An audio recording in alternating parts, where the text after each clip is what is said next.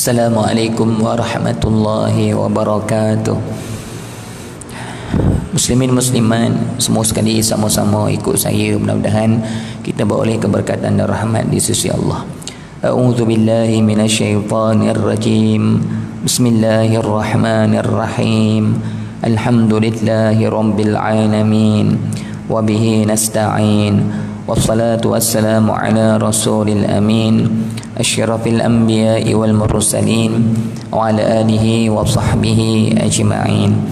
Asyhadu an la ilaha illallah wahdahu la syarika lah wa asyhadu anna sayyidana Muhammadan abduhu wa rasuluh. Allahumma salli ala sayyidina Muhammad wa ala alihi wa sahbihi wa barik wa sallim.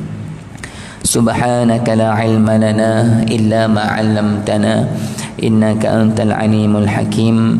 Qala rabbi shrah li sadri wa yassir li amri wahlul 'uqdatam min lisani yafqahu qawli.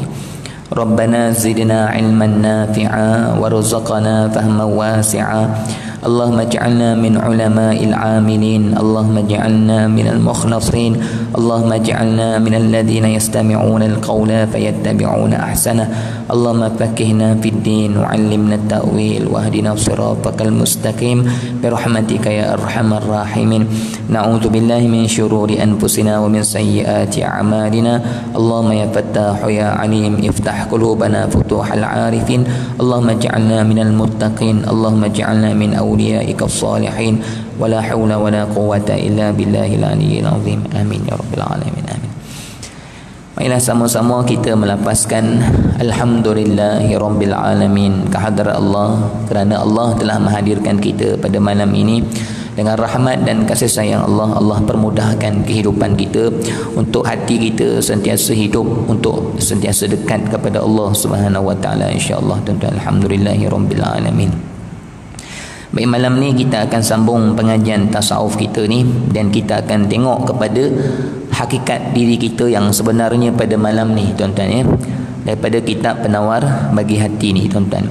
Jadi malam ni kita nak tengok kitab yang kedua pada menyatakan kalbu.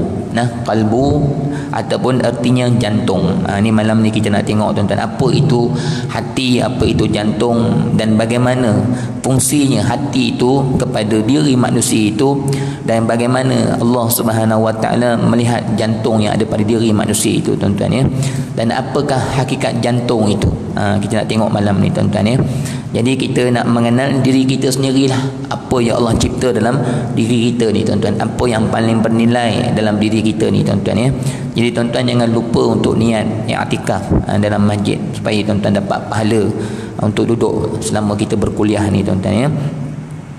Dan padanya 10 bab, ini bab yang ke depan, tuan-tuan, ya, yang mengandung akan sifat kecelaan yang 10. Ketahui olehmu bahawasanya kalbu itu ada baginya dua makna. Qalbun, tuan-tuan, ya. Kita dalam bahasa Melayu kita panggil hati lah, tuan-tuan, ya. Dalam bahasa Arab dipanggil qalbun, tuan-tuan. Qalbun ni maksud dalam bahasa Melayu kita sebenarnya apa, tuan-tuan, ya? Qalbun, qulub. Hati kita ni panggil qulub, tuan-tuan, ya. Qulub ni dalam bahasa Melayu maksudnya perkara yang berbolak-balik. Tu maksud qalbun, tuan-tuan, ya. Kerana hati manusia itu memang sifatnya suka berbolak-balik. Ada masa-masanya dia rasa nak sangat dekat pada Allah. Ada masa-masanya bertukar hatinya, pergi berpaling kepada perkara dunia, makhluk dan sebagainya, tuan-tuan, ya. Jadi sebab tu hati-hati qalbun orang-orang yang sudah sampai kepada Allah itu adalah qalbun yang istiqamah. Nak dapat istiqamah tu yang payah, tuan-tuan, ya. Dia tak berbolak-balik dah. Dia telah ditetapkan oleh Allah. Kalau dia tu sentiasa dalam ketaatan dah. Tak ada dah kejap taat, kejap maksiat, kejap rasa dekat pada Allah, kejap hilang perasaan rasa nak dekat kepada Allah, kejap rajin zikir, kejap malas zikir, tuan-tuan. Ada masa-masa sibuk dengan Tuhan, ada masa-masa tinggalkan Allah. Itu belum istiqamah. Sebab tu, tuan-tuan, istiqamah ni harganya sangat mahal. Dan orang yang ada istiqamah ni tanda kekasih Allah, tuan-tuan. Sebab Allah tidak akan memberikan sifat istiqamah melainkan kepada para kekasih dia, tuan-tuan, ya. Jadi orang yang sudah ada istiqamah itulah tanda orang itu kekasih Allah, tuan-tuan, ya. Sebab tu al-istiqamah itu khairun min alfi karamah. Lebih baik daripada 1000 karamat. Bukan setakat 1000 karamat tuan-tuan, lebih baik daripada 1000 nikmat dunia ini tuan-tuan. Orang ada muka cantik, orang kaya raya, tak ada istiqamah, tak ada guna tuan-tuan ya. Maksudnya istiqamah ni sangat-sangat bernilai tuan-tuan. Tidak ada gunanya segala nikmat yang ada dekat muka bumi ini kalau tidak istiqamah kepada Allah Subhanahu Wa Taala tuan-tuan ya. Jadi istiqamah ini perkara yang paling tinggi martabatnya di sisi Allah bagi seorang hamba bila Allah beri mereka sifat istiqamah. Kalau tuan-tuan boleh tahajud, maka istiqamah setiap malam bertahajud. Kalau boleh puasa Isnin Khamis, istiqamah tuan-tuan ya. Istiqamah ni sangat mahal harganya tuan-tuan. Istiqamah ni hadiah bagi orang yang mujahadah. Mujahadah, akhirnya Allah anugerahkan dia istiqamah. Istiqamah adalah hadiah daripada orang yang mujahadah dengan diri dia kepada Allah. Maka istiqamah ni tuan-tuan makam mana? Istiqamah ni makam yusra, makam yusra. Adapun mujahadah makam usra. Inna ma'al usri yusra, fa inna ma'al usri yusra. Kata Allah dalam Al-Quran, maka sesungguhnya susah payah kamu akhirnya akan berakhir dengan kesenangan. Usra, kesusahan itu yang mujahadah tu. Dan susah, lawan. Jadi kita kena ada susah dulu. Pepatah Melayu sebut tu betul tuan-tuan ya. Bersusah dahulu, bersenang-senang kemudian. Betul tuan-tuan ya. Orang yang dapat istiqamah ni adalah ganjaran daripada susah payah dia kepada Allah Subhanahu Wa Taala. Bila dah istiqamah, kita tengok dia senang je tuan-tuan. Dia dah mudah istiqamah, tahajud dia, Quran dia, Allah dah bagi kemudahan, hadiah daripada kesusahan dia sebelum ni tuan-tuan ya. Dan tuan-tuan memang kita kena susah. Kalau kita tak susah, kita akan susah di akhirat kelak tuan-tuan ya. Barang siapa yang sudah bersusah-susah dekat dunia ni tuan-tuan ya, mengasingkan diri daripada maksiat, mengasingkan diri daripada kehidupan dunia yang melalaikan ni, susah payah dia menahan nafsu dia, menangis malam-malam tuan-tuan ya, menyibukkan diri dia berhubung dengan Allah ya, dia menjaga diri, susahlah maknanya susah. Bukan hidupnya senang je nak buat maksiat apa semua, main jalan, main langgar je tuan-tuan ya. Orang yang susah dekat dunia, akhirat dia akan senang di hadapan Allah. Tapi kalau kita banyak senang kat dunia, kan semayang pun nak laju, nak cepat habis. Zikir malah nak senang, nak seronok je kira tuan-tuan nak habiskan masa dengan kesenangan saja, tak ada susah payah. Ingat akhirat nanti kita akan susah tuan-tuan ya. Apalah sangat susah kat dunia ni kalau Allah banding kita kesenangan di akhirat yang berjuta-juta kali ganda daripada kesenangan dekat dunia yang sementara. Apalah gunanya kesenangan yang sementara yang tak ada apa-apa dekat dunia dengan kehendak-kehendak nafsu, dengan dibalas oleh Allah kesengsaraan azab yang berjuta-juta kali lebih pedih daripada azab dekat dunia. Apalah gunanya tuan-tuan ya. Jadi kita kena sanggup berkorban. Kata Imam Ghazali rahimahullahu taala, barang siapa yang banyak menangis dekat dunia, dia tidak akan menangis lagi di akhirat kelak. Kata Imam Ghazali barang siapa yang banyak berpeluh dekat dunia, berpeluh ni susahlah mana tuan-tuan, mujahadah lawan diri, tak akan peluh lagi dekat akhirat kelak tuan-tuan gitu Barang siapa yang sudah banyak berhubung dengan Allah dekat dunia, dia akan mendapat keredaan Allah di akhirat kelak. Barang siapa yang melupakan Allah dekat dunia, dia akan dilupakan oleh Allah di akhirat kelak tuan-tuan gitu Jadi tuan-tuan, qalbun ni maknanya berbolak-balik. Sebab tu Nabi ajar kita doa. Tuan-tuan, ada 2 doa Nabi. Sepanjang hidup Nabi tuan-tuan, ada 2 doa yang Nabi tak pernah tinggal dalam kehidupan Nabi. Disebutkan oleh Dr. Zulkifli Al-Bakri tuan-tuan ya. Yang mana sekarang ni beliau pun diuji oleh Allah dengan terkena Covid ni. Mudah-mudahan Datuk Zulkifli Al-Bakri diberi kesembuhan rahmat oleh Allah, amin ya rabbal alamin tuan-tuan. Banyak jasa dia kepada agama kita, banyak sumbangan dia tuan-tuan ya. Mudah-mudahan Allah beri kesembuhan yang segera kepada beliau dan dapat terus berkhidmat kepada agama Allah tuan-tuan ya. Kata dia, disebut tuan-tuan, 2 doa yang kata dia Nabi tak pernah tinggal dalam kehidupan Nabi tuan-tuan ya. Maknanya Nabi sendiri pun tak tinggal, kita apatah lagi jangan tinggal tuan-tuan ya. Pertama, Nabi sentiasa mendoakan Rabbana atina fid dunya hasanah wa fil akhirati hasanah wa qina adzabannar. Itu doa pertama. Doa yang kedua yang Nabi tak tinggal, Nabi selalu baca dalam kehidupan Nabi, Allahumma ya muqallibal qulub tsabbis qalbi ala dinik. Tuan-tuan doa ni wahai Tuhan yang muqallib, yang membolak-balikkan hati manusia, tsabbis qalbi, tolong tetapkan hati kami atas agama-Mu ya Allah. Jadi tuan-tuan, kita ni nak mohon kepada Allah ketetapan jiwa hati kita ni. Daripada sekarang ni sampai kita mati pun, kita mati dalam keadaan itulah jiwa kita dengan Allah Subhanahu Wa Taala. Kita sangat-sangat takut tuan-tuan, hati kita yang hidup ketika ini mati dalam keadaan hati ni berbolak-balik. Allahu Akbar tuan-tuan ya. Maksudnya yang paling penting penghujung hayat tu. Jadi kita takut penghujung hayat hati kita berubah. Ya Allah tuan-tuan, penat kita beramal mati dalam keadaan su'ul khatimah. Na'udzubillah. Sebab tu minta ketetapan hati kepada Allah Subhanahu Wa Taala. Inilah namanya hati tuan-tuan ya. Dia berbolak-balik. Tuan-tuan, hati ni berbolak-balik kenapa? Kerana dia ada musuhnya tuan-tuan ya. Dia ada syaitan, dia ada nafsu. Jadi syaitan dengan nafsu ni lah yang mengganggu hati ni sehingga dia berbolak-balik kepada Allah. Bagaimana hati ni akan tetap dengan Allah? Allah akan selamatkan hati dengan taufik dan hidayah daripada Allah. Hati yang ada taufik dan hidayah daripada Allah, dia akan tetap kepada Allah. Ini kita minta kepada Allah supaya Allah tetapkan hati kita istiqamah dengan Tuhan ni dengan taufik dan hidayah, supaya Allah jaga hati jangan berbolak-balik, supaya dia setia dengan Allah Subhanahu Wa Taala. Gitu tuan-tuan ya. Tuan-tuan, hati ni dia paling mudah berbolak-balik ketika mana tuan-tuan? Dia paling mudah berbolak-balik ketika mana dia ditimpa ujian. Ini yang paling bahaya. Ramai orang yang hatinya bertukar, berbolak-balik ketika mana dia diuji oleh Allah. Sebab tu tuan-tuan, kadang-kadang ujian itu Allah hantar kepada kita untuk Allah uji sejauh mana kita tetap hati kita dengan Allah Subhanahu Wa Taala. Tuan-tuan ya.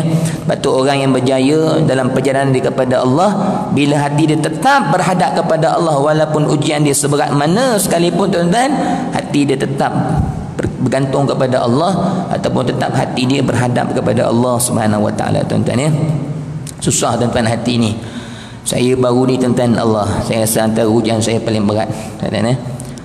Baru ni, baru semalam ke 2 hari lepas, sekolah saya tuan-tuan dimasuki oleh pencuri tuan-tuan.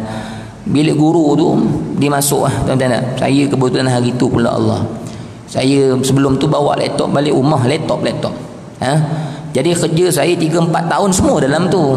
Saya ni banyak jawatan juga saya pegang tuan-tuan tak, dengan PBD, dengan kerja saya sendiri sebagai ketua panitia dan sebagainya, banyak juga maklumat-maklumat dalam tu. Tak macam mana hari tu saya tinggal laptop pula tuan-tuan. Esok pagi saya datang habis bilik guru ni, kenapa jadi macam ni kan?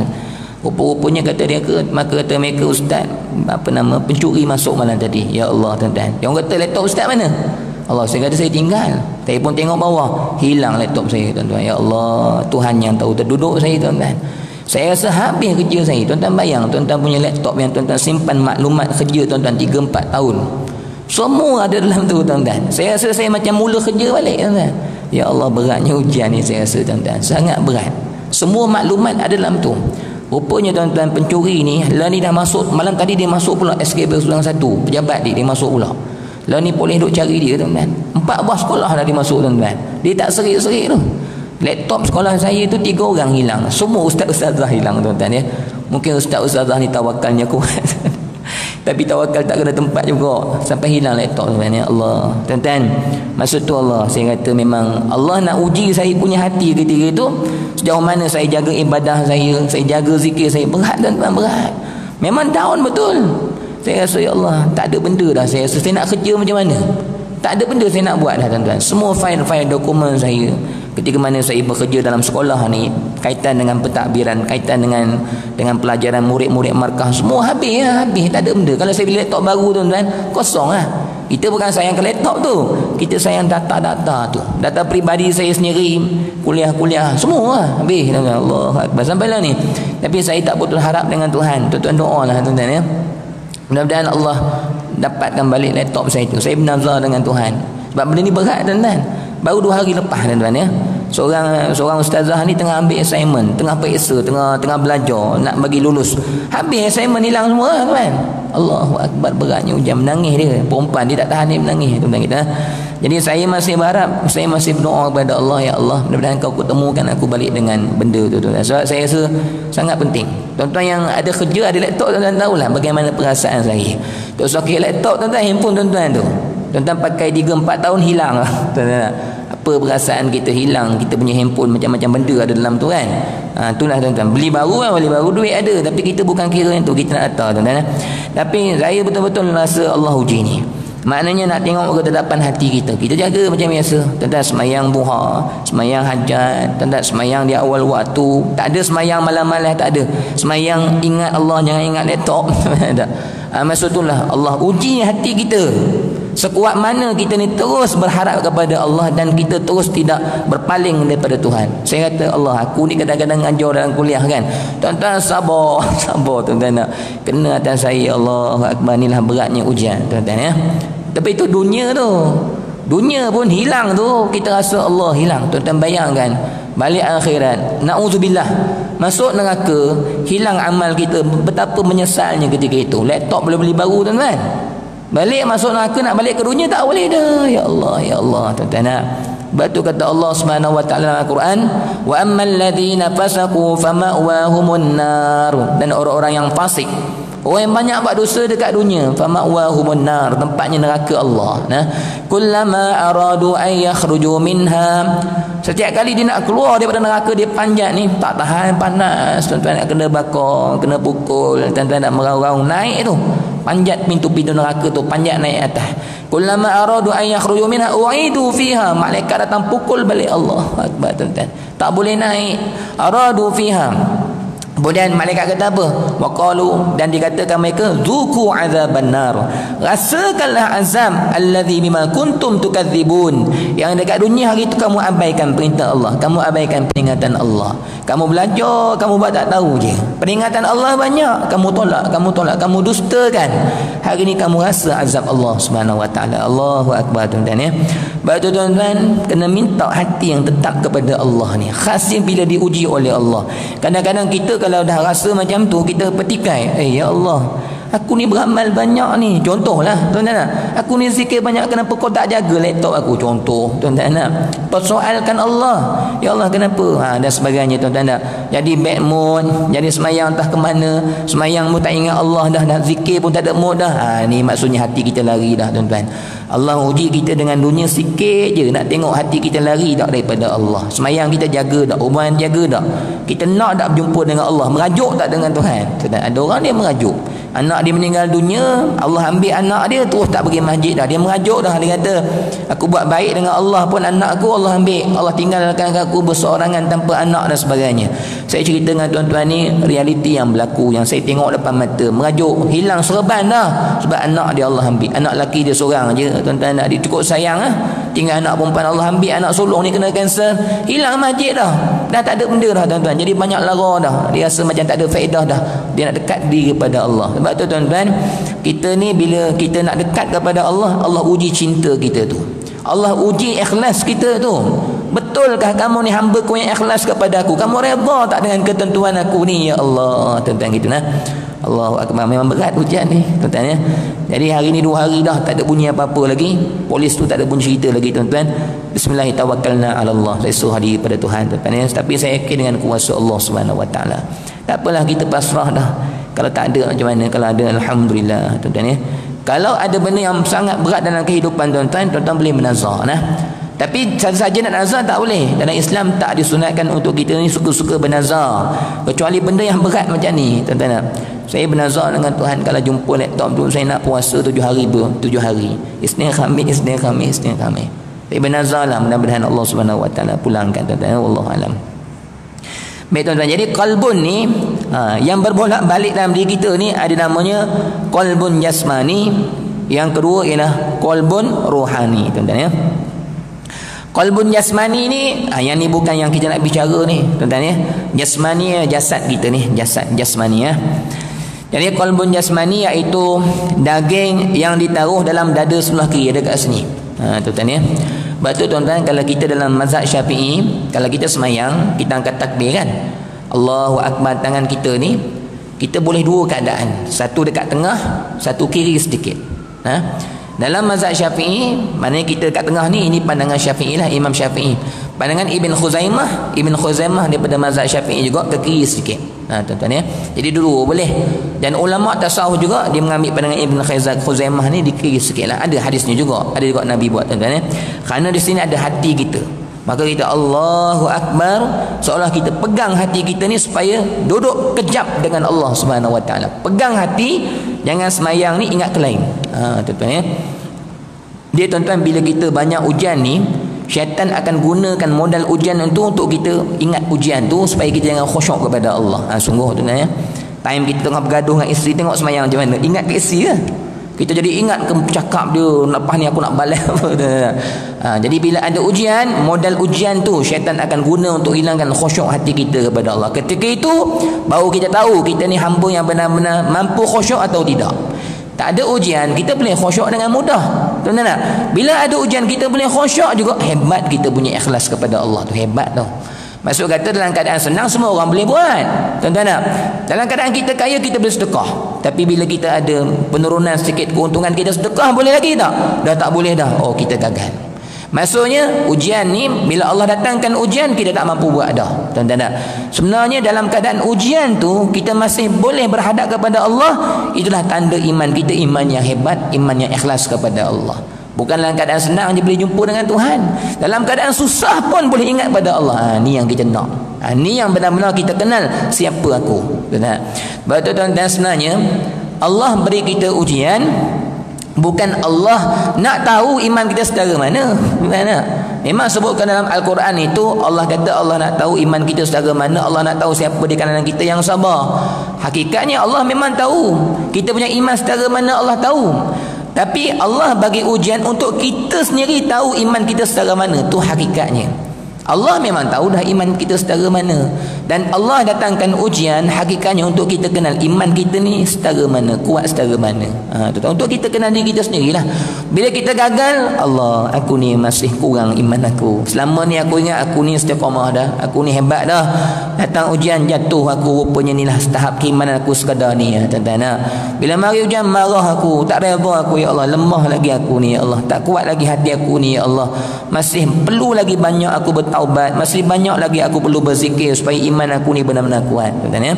Jadi ujian itu adalah sebagai penentu kepada ketetapan iman kita, keikhlasan iman kita kepada Allah Subhanahu wa taala. Gitu tu ya.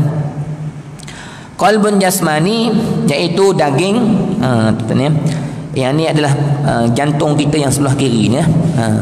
Daging tu ya. Daging daging merah daging yang ditaruh dalam dada sebelah kiri, kat belah ni ya. Yang menyerupai akan jantung pinsang. Wallahu alam tu kan, kita tak nak tengok doktor-doktor dia tahulah bentuk jantung ni macam mana. Kalau ikut pengarang kitab ni dia kata jantung ni macam bentuk jantung pisang tu, jenis bulat gitu kan. Jantung pisang tuan-tuan boleh tengok kan, yang tergantung warna merah Dan iaitu daging yang tertentu, daging yang khas lah tuan-tuan, daging yang khas yang di dalamnya ada lubang. Dalam jantung ni ada lubang. Ni yang zahir tuan-tuan ya, yang ada kat hati kita ni. Dan di dalam lubang itu ada darah yang hitam.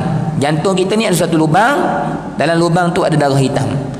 Tempat lubang darah hitam tu lah syaitan datang membisik tuan-tuan. Dibisik kot tu lah. Tuan-tuan ya. Yang tu dipanggil qalbun jasmani tuan-tuan ya. Baik, bila masuk pengajian tasawuf, yang ni qalbun rohani ni tuan-tuan. Ni yang penting. Ni yang kita nak tahu sebenar-benar keadaan hakikat kita, yang ni lah. Sebab qalbun jasmani ni kita akan tinggalkan. Bila kita meninggal, kita keluar daripada jasad kita kan. Yang ni tinggal ni. Tapi qalbun rohani ni akan keluar sekali dengan roh kita tu. Itu baik. Ni hakikat kita yang sebenar-benar kita ni, yang ni hitam, putih, bercahaya tuan-tuan. Yang ni qalbun rohani ni dapat cahaya daripada Allah dan sebagainya, dapat iman sebanyak mana iman. Ni semua dekat qalbun rohani tuan-tuan ya. Sebab tu tuan-tuan, Allah perintah kita semayang ni untuk jaga qalbun rohani. Allah kata apa? Aqimis salata li dzikri. Dirikanlah semayang untuk ingat padaku. Tuan-tuan, kita ni kadang-kadang kita semayang ni, kita buat semayang tapi ingat pada Allah kita tak buat. Kita tak boleh ambil Islam ni tuan-tuan, ambil separuh tinggal separuh, tak boleh. Kita ambil Islam, ambil semua. Allah perintah kita semayang, kita semayang. Allah perintah juga kita ingat kepada dia dalam semayang, kita kena ingat dia dalam semayang. Dia nak masuk Islam kena masuk semua, tak boleh masuk separuh-separuh. Ya ayyuhalladzina amanu udkhulu fis silmi kafah. Hai orang-orang yang beriman, masuk Islam, masuk sempurna. Jangan ambil perintah aqimus solah diri semayang tu kita ambil, tapi di zikri tak ambil, mana boleh. Sedangkan dua-duanya perintah Allah, dua-duanya dalam Al-Quran, kena ambil semua. Tuan kita jangan afatu'minuna bi ba'dil kitab wa takfuruna bi ba'd. Kamu beriman dengan sebahagian perintah Allah, buang perintah Allah yang lain. Semayang masjid buat, tapi tentang perihal jaga tanggungjawab dengan anak bini tak buat, mana boleh. Semua kena buat. Orang yang beriman ni, orang yang dekat kepada Allah, jadi kekasih Allah ni tuan-tuan, semua hak-hak Allah, hak-hak manusia ni ditunaikan semua. Tak ada part-part yang diambil ditinggal, tak ada. Semua dilaksanakan dengan sempurna. Itu tanda kesempurnaan iman seseorang, tuan-tuan ya. Sebab tu jalan tasawuf ini kita berjalan kepada Allah sehingga hati kita kosong selain daripada Allah. Jangan ada nafsu lagi. Yang ni aku rasa boleh buat, aku buat. Yang ni aku rasa payah nafsu aku nak buat, tinggalkan.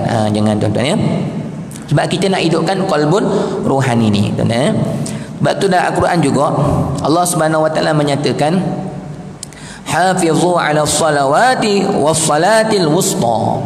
Hendaklah kamu jaga semayang yang 5. Salawat ni adalah semayang yang 5. Hafizu 'ala salawat was salati. Tuan-tuan tengok kenapa perkataan salawat jadi tadi salawat kan, kemudian was salah jadi satu. Hafizu, kamu jagalah segala semayang-semayang yang 5 itu, 5 waktu. Kemudian hendak juga kamu jaga as-salatul wusta, semayang pertengahan. Apa dia semayang pertengahan, tuan-tuan? Ulama tasawuf kata semayang pertengahan itu ialah hati kita. Makna kata tuan-tuan, hati duduk mana? Duduk tengah. Bila kita semayang 5 waktu, hati ni nak kena jaga dengan Allah Subhanahu wa taala. Jadi semayang tengah, salatil wusta. Kenapa dipanggil hati ni solat, tuan-tuan? Sebab solat ni maksudnya menghadap, berjumpa, bertemu, tuan-tuan ya. Pastikan hati kita juga berhadap dengan Allah. Dan yang keluar esok yang ni, yang rohani ni, tuan-tuan ya. Baik. Qalbun rohani, iaitu suatu yang halus. Apa maksud suatu yang halus, tuan-tuan? Yang tak nampak. Kalau kita belah jantung kita, tuan-tuan, tak nampak cahaya iman, tuan-tuan, tak nampak cahaya makrifat, ilmu semua tak nampak, khusyuk semua tak nampak, sifat semua tak nampak. Nampak apa? Nampak daging merah gitu, tuan-tuan ya. Jadi dia suatu yang halus yang tak dapat dikecap dengan pandangan mata yang kasar, tak dapat. Tapi hati kita ni hanya Allah Subhanahu wa taala sahaja yang tahu, tuan. Bismillah. Hati ni tak ada siapa tak tahu, tuan, melainkan Allah. Malaikat muqarrabin pun tak tahu. Sebab hati ni benar-benar khusus milik Allah, tuan ya. Malaikat ni ditulisnya, tuan-tuan buat baik ditulis. Tapi ikhlas tak ikhlas tak ada siapa tahu. Hanya Allah sahaja yang tahu tentang urusan hati ni, tuan-tuan ya. Betul Allah kata apa? Manusia ni milik aku, hanya aku sahaja yang tahu segala-galanya tentang hati-hati manusia, tuan-tuan ya. Ada hadis Nabi cerita pasal ni ada. Ada orang semayang dia, malaikat tengok macam cahaya matahari bersinar, malaikat suka. Sampai kepada Allah, Allah baling balik. Kata Allah, wahai malaikat, kamu tak tahu apa yang ada dalam hati manusia. Gitu, tuan ya.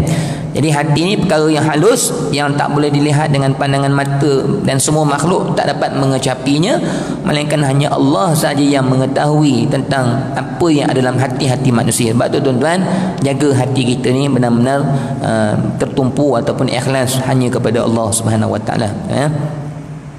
Baik, tuan-tuan, apa sifat hati ni? Tuan-tuan kena garis kitab tu. Iaitu sesuatu yang halus, yang tak nampak, yang mengetahui. Itu satu sifat dia. Hati ni, tuan-tuan, Allah jadikan hati ni dia boleh mengetahui. Itu yang pertama sifat dia. Yang kedua, dia boleh mengetahui dan mengenal. Itu sifat dia yang kedua. Hati ni dia sebenarnya ni peringkat ni, tuan-tuan. Ni martabat tau. Martabat hati mula-mula dia mengetahui. Lebih tinggi lagi hati itu dengan Allah, dia akan sampai tahap mengenal pula. Ni tahap hati ya. Maksudnya tahap ini bergantung kepada dosa ataupun bergantung kepada banyak mana amal seseorang. Kalau amal tu lagi banyak, lagi bersih, dia akan pergi sampai tahap mengenal. Dan yang ketiga dan yang mendapat. Itu 3 keadaan hati. Hati ini mengetahui, mengenal, mendapat. Kita dengan Allah macam tu juga, tuan-tuan. Kita tahu tentang Allah, dah tahu, mengenal tentang dia, dah kenal dia, dapat rasa dengan dia. Itu paling tinggi ya. Orang yang dapat ni dipanggil apa? Arifin billah. Orang yang sudah kenal dengan Tuhan, tuan-tuan ya. Saya bagi contoh, tuan-tuan, mudah, buah rambutan. Sebelum kita nak makan buah tu, kita tahu buah tu macam mana.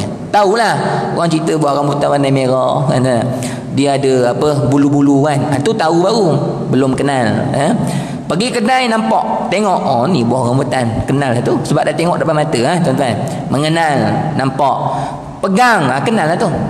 Kemudian buka, rasa, tu baru mendapat. Tu baru panggil mendapat, tuan-tuan ya. Kita dengan Allah gitu tuan-tuan. Kita tahu Allah segala-galanya gini kan. Kita tahu Allah ni Maha Kuasa. Bila kita sakit, kita memohon kepada Allah. Tu panggil mengenal. Kita tak mohon pada bomoh, benar? Kita tak mengadu kepada manusia ataupun pakai tangkal, pakai apa, tak. Sebab kita kenal hanya Allah saja yang Maha Berkuasa. Kita tahu, dan bila kita amal tu bukti kita mengenal kepada Allah tu, sehingga kita tak bergantung selain daripada Allah. Tuan-tuan, mendapat ni maksudnya ada perasaan rasa dengan Tuhan, rasa cinta, rasa takut. Tuan-tuan gitu. Kalau semayang tu Allahu Akbar, kejap, hati tu kejap, tak lari. Tu panggil mendapat, tuan-tuan ya. Hati tu mendapat Allah Subhanahu Wa Taala. Baik tuan-tuan ya. Jadi hati itulah tempat mengetahui, tempat mengenal dan tempat mendapat daripada manusia, tuan-tuan ya. Sebab tu tuan-tuan, kita ni sentiasa sibuk bersihkan hati ni. Zikir banyak-banyak, semayang pastikan khusyuk, dan baca Quran banyak-banyak sampai meningkat sampailah benar-benar dia sampai tahap mendapat Allah Subhanahu Wa Taala, sampai di tahap arifin billah lah, mengenal kepada Allah, tuan-tuan ya. Dan apa seterusnya kata Syekh Abdul Qadir, dan ialah hakikat manusia. Itulah tuan-tuan, hakikat kita itulah bendanya sebenarnya, tuan-tuan ya. Sebab apa dia panggil hakikat manusia? Sebab tuan-tuan, ini bila dia baik, dia akan baik keseluruhan yang lain. Itu panggil hakikat tu. Bila dia rosak, dia akan rosak segala-gala yang lain, tuan-tuan ya. Sebab tu bila kita tuan tengok anak kita rosak, isteri kita rosak, kawan-kawan kita rosak, tuan-tuan jangan usaha nak baiki benda lain, baiki hati dia, tuan-tuan. Ramai orang dengan saya, ustaz, anak saya tak dengar cakap saya, susah nak dengar nasihat saya, degil, melawan saya dan sebagainya, tuan-tuan. Macam mana saya nak nasihatkan? Saya kata dengan tuan-tuan, nak nasihat anak, nasihatlah macam mana tak ada guna. Bawa dia, tarbiyah dia untuk hidupkan hati dia kepada Allah. Pernah tak bawa dia pergi masjid? Tak ada, ustaz. Suruh tak dia baca Quran malam-malam? Tak ada, ustaz. Kalau begitu tuan-tuan, tuan-tuan nasihat dia dengan 1000 nasihat pun tak akan sampai dalam hati dia. Jadi tuan-tuan, kalau ada masalah anak bini kita, tuan-tuan betulkan hati dia. Macam mana nak betulkan hati dia? Tutup seluruh kehidupan dia pada segala maksiat kepada Allah. Tutup. Kalau anak-anak kita suka main game, suka tengok YouTube, tutup yang tu dulu. Apa nama Ustaz Said Abdul Qadir Al-Jufri, dia kata apa tuan-tuan? Dia kata hati manusia ibarat air, dia kata. Kita kalau kita curahkan di nasihat yang baik, tapi kita tak tutup pintu maksiat, air ni tak akan hitam, tuan-tuan. Tak ada faedah. Maksudnya kita nak dia jadi baik, tapi kita biar dia tengok TV, kita biar dia melayan drama-drama TV orang perempuan buka aurat dan sebagainya. Ni hati dia ni tuan-tuan, terkesan ke tidak? Terkesan dengan dosa-dosa yang dia buat. Maka saluran benda-benda hitam, keluar hitam masuk serup. Kita masukkan Quran, hati ni ditakkan kotor sampai bila-bila. Sebab tu tuan-tuan, kita nak jadikan hati kita ni benar-benar bersih sampai kepada Allah. Tuan-tuan kena jadikan seluruh kehidupan kita tak ada maksiat. Kalau kehidupan kita nak pada Allah dalam masa yang sama kita buat maksiat, kita belum benar-benar ikhlas dan jujur kepada Allah. Kita belum benar-benar ikhlas. Kalau betul-betul kita nak sampai kepada Allah, kita kena pastikan hati kita macam air ni. Sebab tu tuan-tuan, maqam nak jadi kasih Allah ni, maqam pintu pertama ialah taubat. Kalau taubat belum benar-benar lulus, takkan dapat perkara yang lain. Taubat tu mesti kena jernih dulu. Tuan-tuan gitu nah. Jadi gitulah anak-anak kita dan sebagainya, tuan-tuan, isteri-isteri kita nak pastikan hati mereka hati yang baik. Tuan-tuan tutup segala pintu-pintu kejahatan, pintu-pintu syaitan dalam kehidupan mereka, dan tuan-tuan masukkan pintu-pintu kebaikan dalam kehidupan. Bawa pergi masjid, bawa pergi surau, suruh mereka baca, insya-Allah tuan-tuan akan tengok lahir anak-anak yang soleh, isteri-isteri yang solehah. Pasti, yakin tuan-tuan ya. Saya cukup yakin dalam perkara tersebut. Sebab tak ada manusia yang tak boleh nak dibaki, tuan-tuan. Tak ada. Semua manusia sama saja hati mereka. Semua kita sama saja, tuan-tuan ya. Semua manusia boleh dibawa balik kepada kebaikan. Kalau betul jalannya, boleh, tak ada masalah, tuan-tuan ya. Jangan kita kata ustaz ni tak boleh dah ni, rosak dah ni. Tak, dia ada hati. Hati tu kalau selagi mana kita boleh betul usahakan, kita paksa tutup pintu-pintu kejahatan, dia masih boleh jadi orang yang baik, tuan-tuan kita ya. Jadi tuan-tuan, sebenarnya kalau kita beramal dalam keadaan kita masih campur aduk kehidupan kita dengan maksiat, nanti amal kita letih dah, tuan-tuan, penat je. Sebab kita nak bersih hitam, nak bersih hitam. Jadi sampai bila nak bersihnya? Bila air ni betul-betul nak bersihnya? Sebab tu tuan, penat kita beramal. Ibarat kata ulama kita bina bangunan, kita runtuhkan balik. Bina runtuh sampai bila? Sampai mati kita gitu. Rugilah kehidupan kita, tuan-tuan ya. Sebab tu Allah sebut dalam Al-Quran, berbahagialah bagi orang yang membersihkan hati dan istiqamah terus bersihkan hati. Qad aflaha man zakkaha. Tu baru bahagia. Bersih sampai kepada maqam menjadi kekasih Allah, gitu kan ya. Kita ni kadang-kadang tuan-tuan, kita ni rasa sayang kita nak, orang kata apa, nak meninggalkan dosa dan sebagainya, tuan-tuan. Sebab kita rasa perkara tu nikmat. Kita sayang nak tinggal TV, tuan-tuan. Kita sayang nak tinggal benda-benda yang bukan-bukan ni sebab kita rasa perkara tu nikmat. Nanti kita akan syarah sikitlah perkara ni untuk saya beri tuan-tuan satu semangat rangsangan untuk tinggalkan perkara ni supaya kita akan bersemangat untuk kekal dalam kebaikan di sisi Allah, insya-Allah lah. Dalam kuliah yang akan datang saya akan sebut tentang perkara ni, tuan-tuan, ya, supaya kita nampak betapa kotornya benda ni, betapa kita kena tinggalkan perkara ni, tuan-tuan, dan betapa ruginya kalau kita layan benda-benda macam ni. Kita akan tengok, tuan-tuan, ya. Segala yang baik semua datang daripada Allah. Saya mohon maaf kekurangan dalam saya paparkan kuliah. Mudah-mudahan Allah merahmati kita semua dan Allah sentiasa membimbing kita ke atas jalan-jalan yang diridai oleh Allah, insya-Allah. Wassalamualaikum warahmatullahi wabarakatuh. Alhamdulillahirabbil alamin.